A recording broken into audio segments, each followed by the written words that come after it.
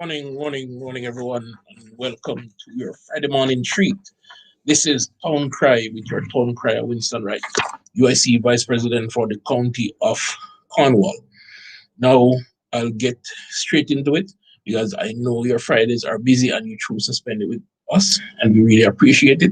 Thank you for making UIC Liberty TV your choice. And of course, we aim to educate and inform the people as to what is going on. That's what your town crier does. Cry about the things that are going on in your community that you should know about.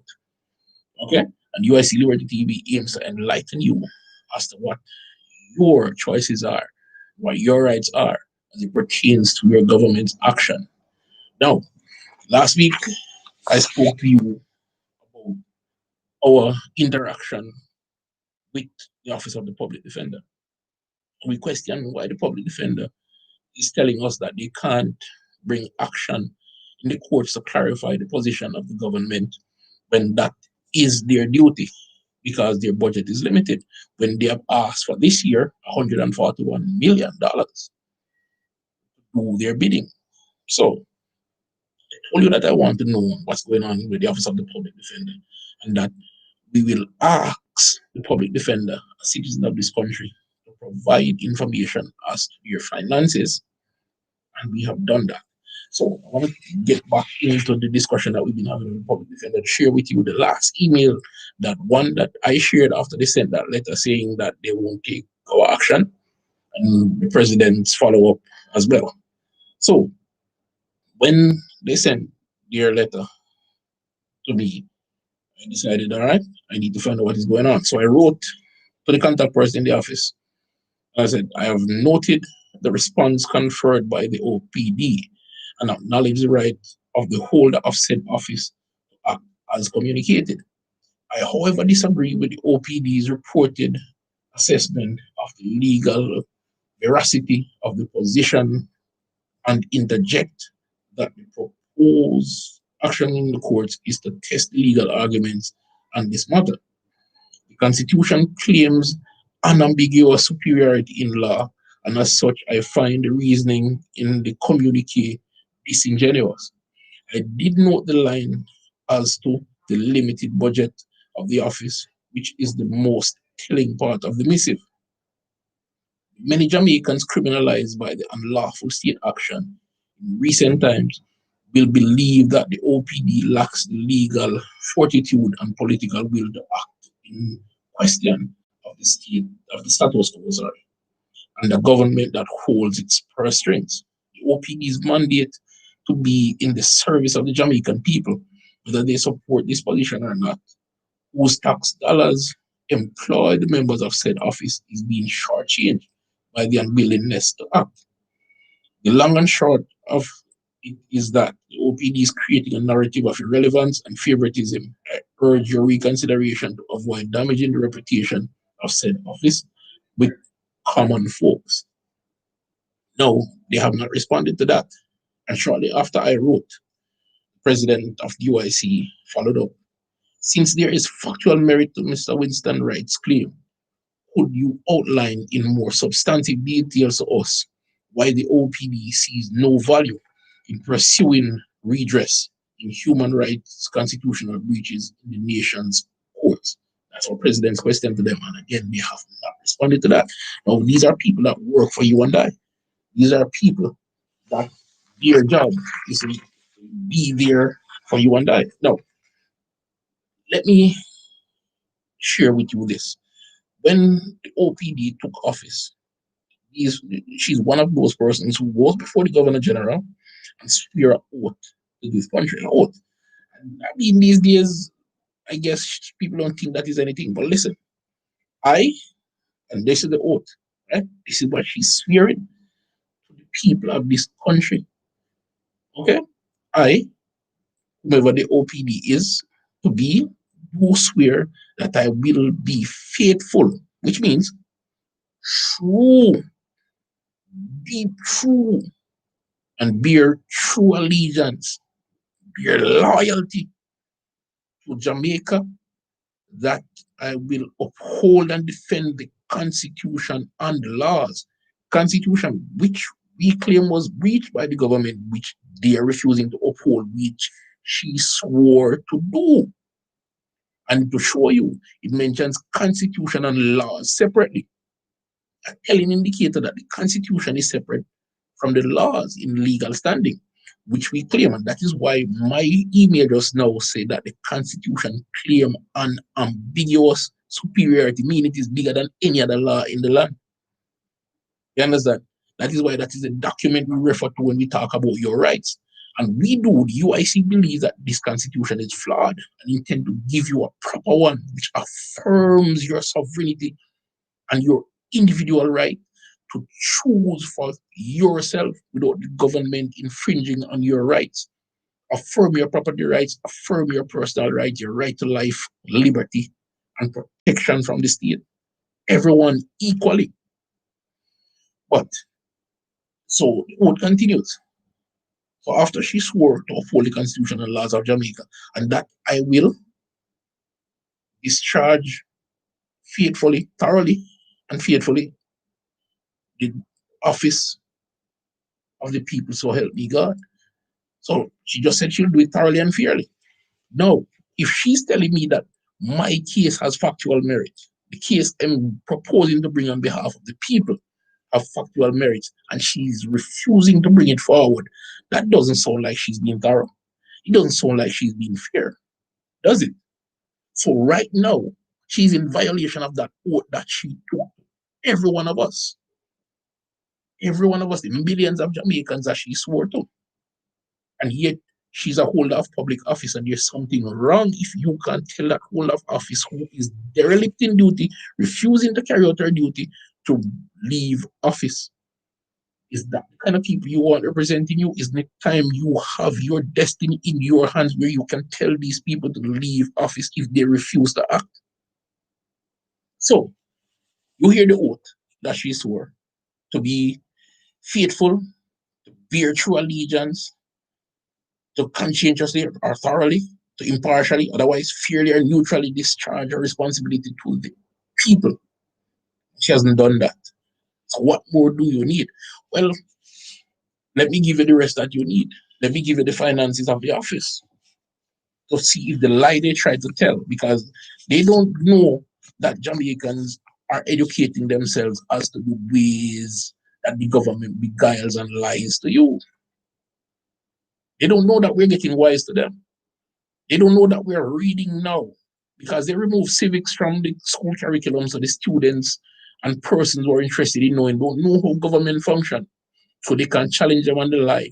As I have said before, they want you to believe that governance, politics, law, justice is the purview, the domain of only the privileged few. Is that it's everyone in a proper country, a true country, respect the rule of law, regardless. And there are many examples. I mean, if you look at, and it's not an example I use readily, but if you look at the US, the Justice Department is hired, the head of the Justice Department is hired by the president or appointed by the president, but yet the Justice Department is not afraid to take the government to court over human rights violations. It has happened many times. So why is it that the narrative that government is pushing, because we are against it, our point of view cannot be clarified in court by the state? It is a start of a dictatorship.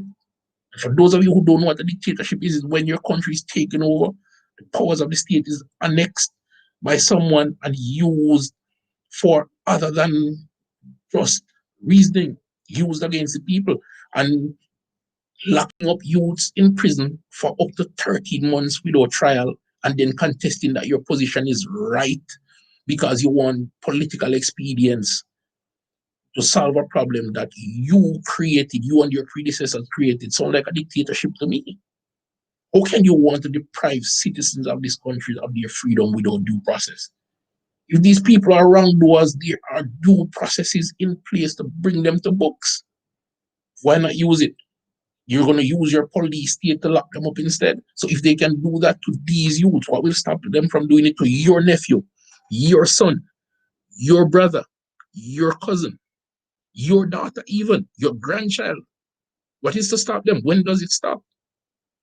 We can't be selfish and think about ourselves. It can't happen to me or it not happen to me. It will, it can, and it may.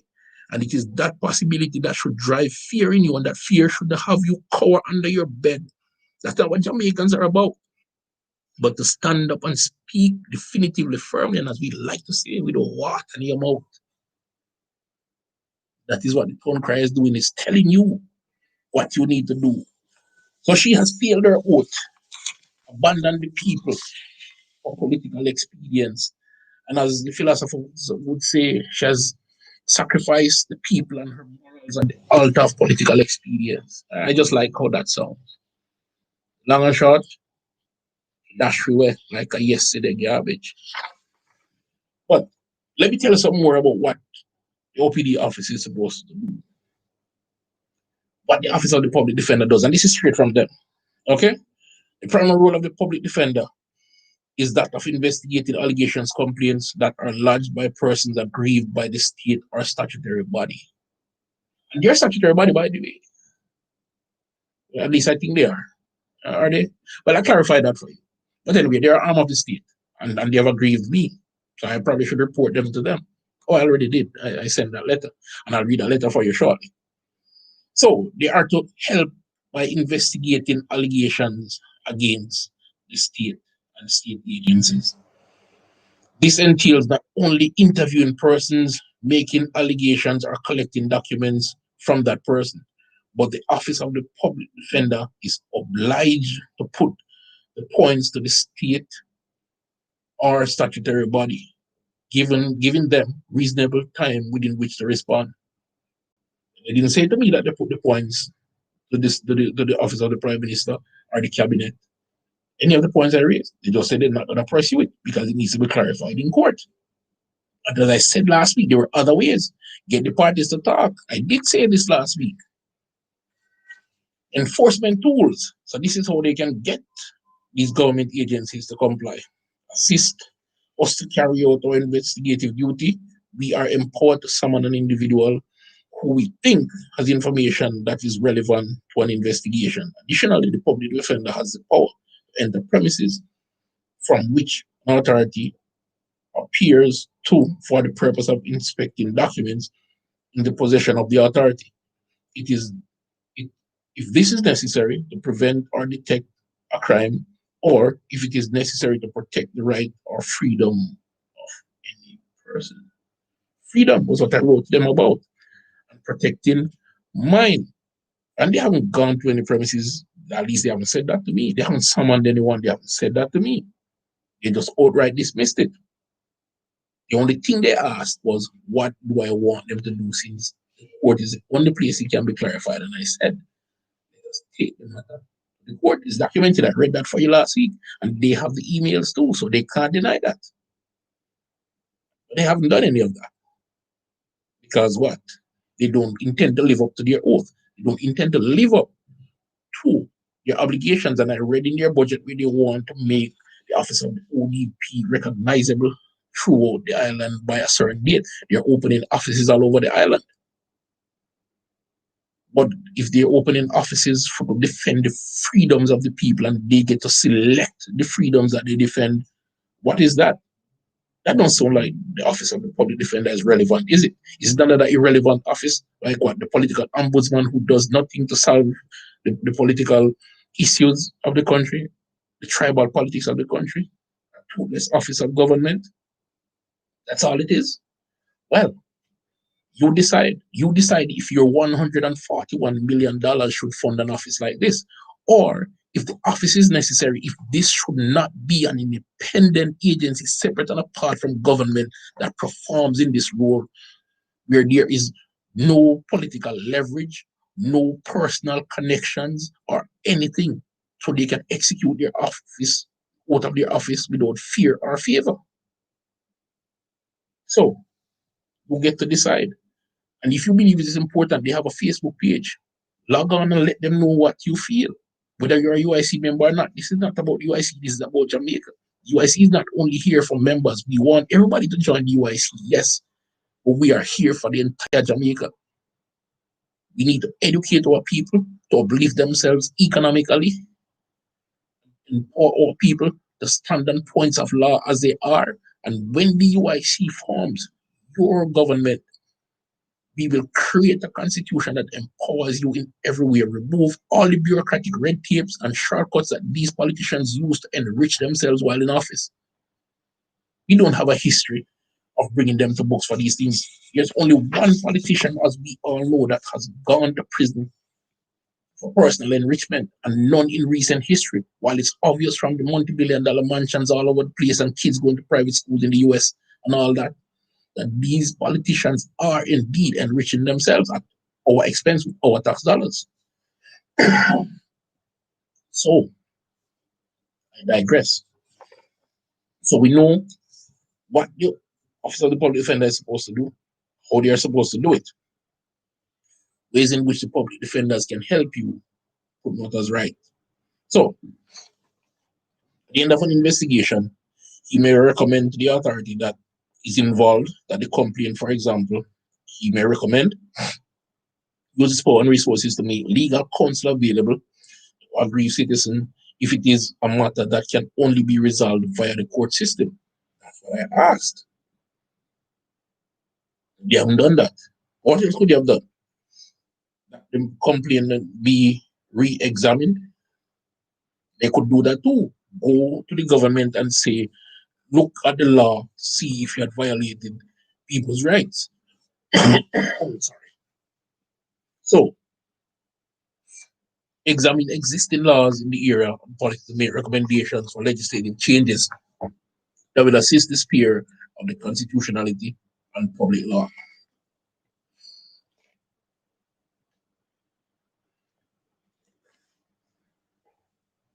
So, that's point 3.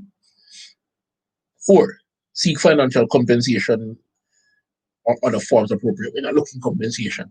There is no measure of money that can provide redress. But let me ask, and look at this and tell me if I'm far off. Send me your comments. Let me know if I'm far off.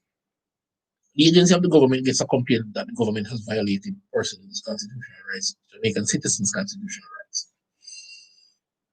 This agency is responsible for providing avenue of redress, and they have refused to do so because their budget is financed from the government and they're not independent of the government, but an arm of the government. So my assumption is that they don't want to bite the hand that feeds them. Also, if this matter goes to court and the action is clarified in favor of the complainant, i.e., myself, the UIC, and the rest of Jamaica, then all those persons who would have been marched through halfway through by police have now a case against the government for either malicious prosecution or constitutional violation, or both. All those parties and promoters, I just saw the picture of that noted entertainer, Beanie Man, being charged. And the media circus created around it to hype the government's illegal position. Now, I'm saying to you, if that case had gone forward, and we still intend to, that case had gone forward, all of those actions would have been illegal. And now the government would have another violation to answer for. This time, not one person, but hundreds of Jamaicans, if not thousands. Just like they had to answer to those young men that they had incarcerated for almost 30 months, despite the fact that their families have been crying for them to come home. This government is so morally bankrupt and emotionally insensitive that it uses the state power adversely for the benefit of big business. They seek to partner with big business at every level, and not partner with the citizens that put them in the office. Now, if you were to go back and look at the election past, and please be reminded of this, a government is elected by a majority. And when we look at the last election, the amount of persons that voted for this government was Statistically, almost a dead heat as to who voted for the opposition. And we all know that that was 23% of the nation, 27% of the nation that voted for them, which means that statistically it was 13.5%. This is statistically 13.5% of the nation that voted for them. No, that sounds like a minority government to me.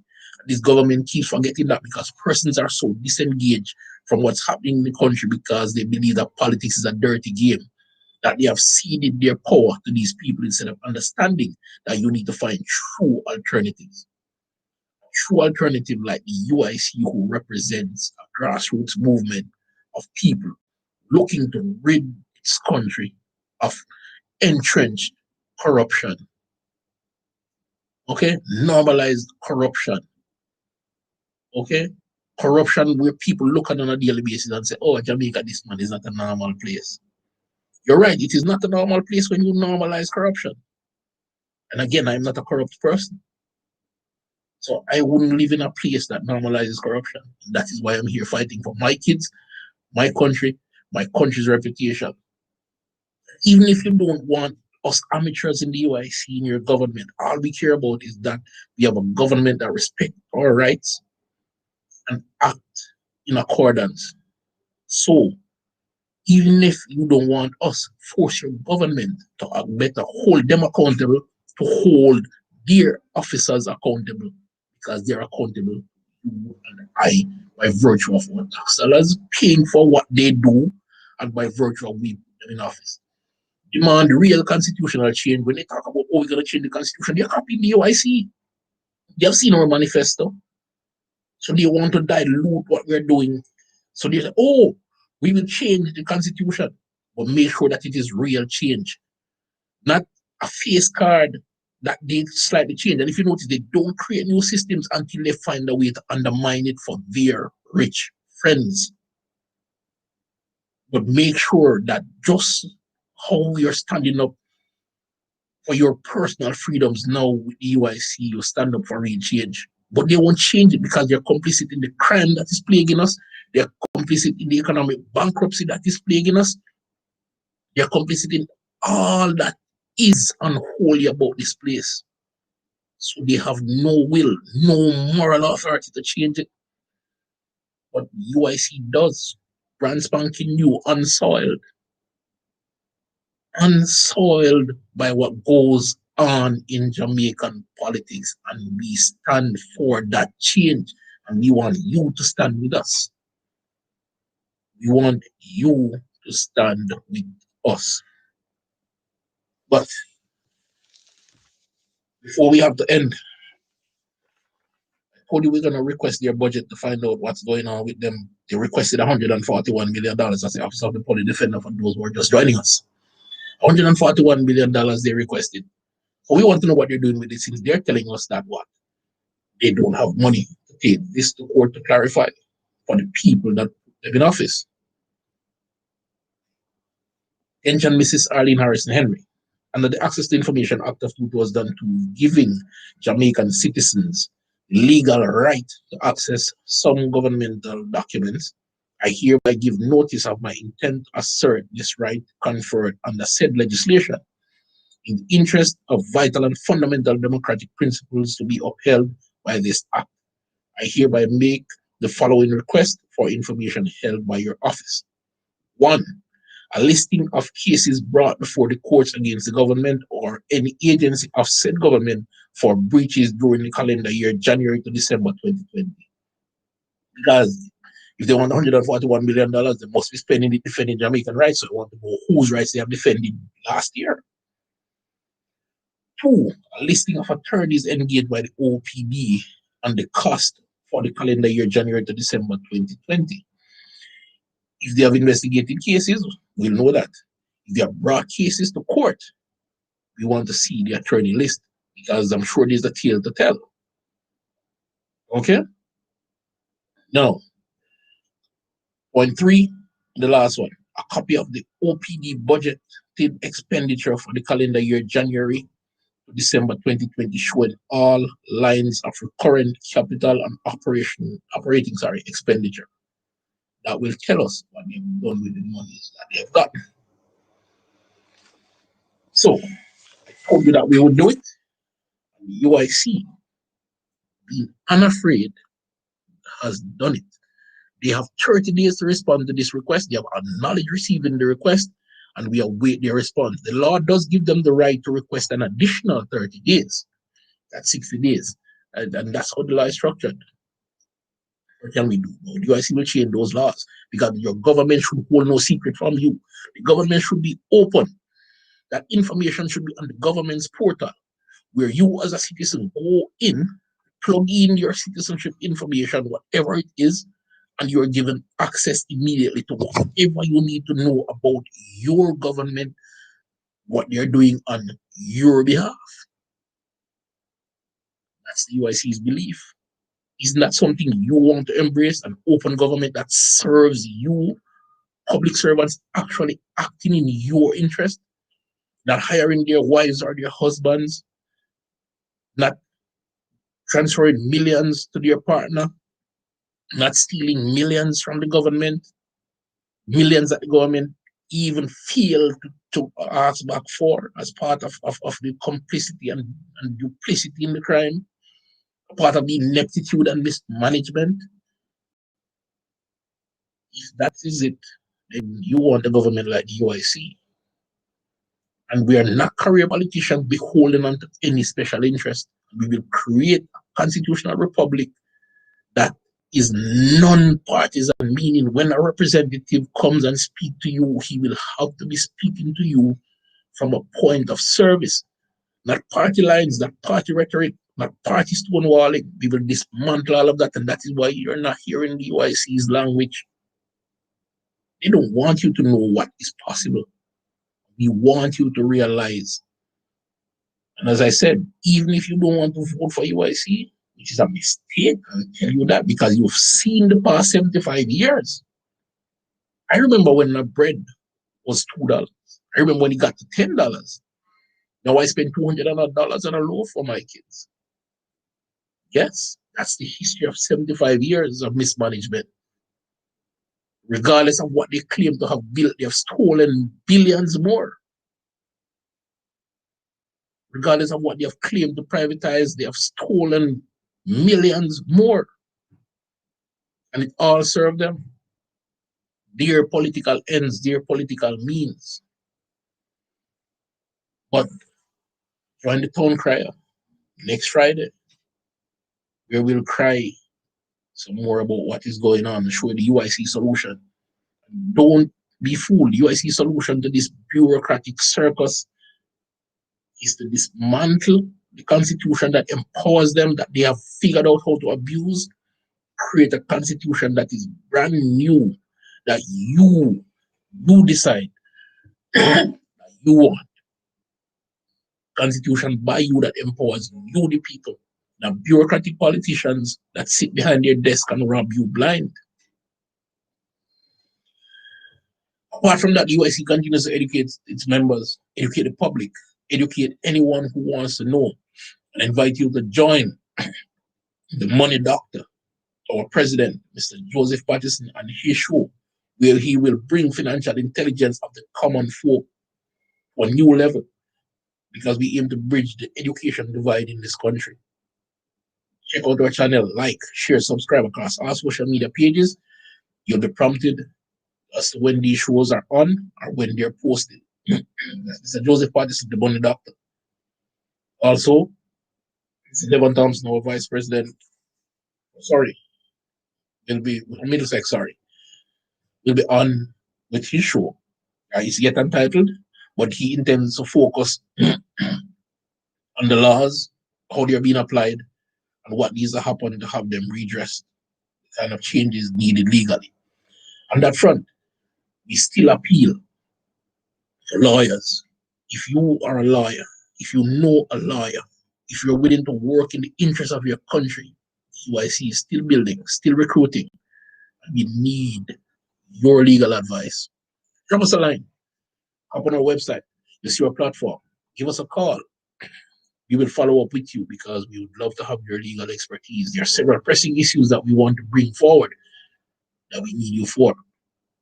We also, of course, need your financial support. It doesn't matter how small it is, we'll accept because every mickle make a muckle. And the fight for you requires ordained court, requires legal documents, which do carry an expense. We have done everything so far out of pocket, especially our president and our very valued stakeholder, Mrs. Well, I haven't had her permission to call her name, but we have supporters who have been with the movement from inception that are invaluable contributors financially and intellectually, and we appreciate your support. We ask others to join the cause. Even if you don't have the financial strength, we take your support in any other way. But don't say you can't help. Touch base with us and we'll tell you how you can. We work with you as you work with us. Build Jamaica.